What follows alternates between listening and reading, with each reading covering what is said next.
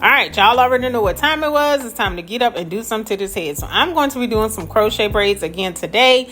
And I just went ahead and washed my hair. I just towel dried it. I did not blow dry this. I'm going in with this Cantu leave-in conditioner, and I'm using a very generous amount of this. My hair will be back for a couple of weeks, so I want to make sure that it is nice and moisturized. I'm going to just pull out some parts in the front. This is going to give my crochet style that section, like that individual look.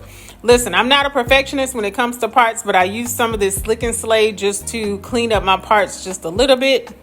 I did make 4 blocks on each side. And again, this is what's going to give it that individual look in the front. So I finished this on one side and I just repeated the process on the other side.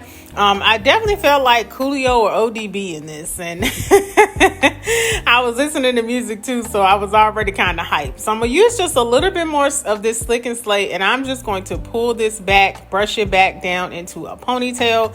Again, this is a quick, lazy crochet style, so I'm not going to be doing any cornrows or anything like that. I'm going to pull my hair back into this tight bun, and I just use another rubber band to secure it. Don't worry about the bump, y'all. I worried about the bump the last time I did it, and after about maybe 3 to 4 nights of sleeping on it, like, you couldn't even tell it was back there. So I'm going to be using this style crochet hair, and I'm just going to start crocheting this in. Now, I did have 4 packs of this hair, and I actually had to do a little maneuver at the end, but we'll talk about that. This was after 1 pack of that hair, and you can see even in the little tight bun, I'm just crocheting that hair right into it.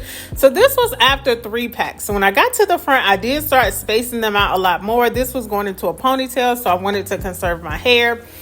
But when I got to the top, of course, I had to go ahead, and this is how I'm going to crochet in those individual crochet pieces.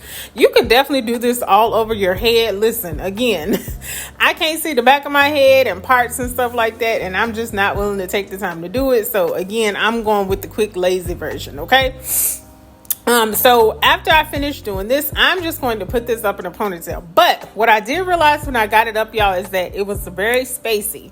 This crochet hair was very thin, and so it just looked very spacey. It looked very empty. So I actually had maybe 20 to 25 pieces of this other black crochet hair that I had, and I just went in and filled in the spaces, any place that I thought kind of looked like it was missing a piece, and I just crocheted that in. That's another reason why you always keep your extra hair. I'm just saying. But listen, this is how this turned out, y'all. I am so happy from beginning to end. This probably took me about 2 hours. How y'all like it?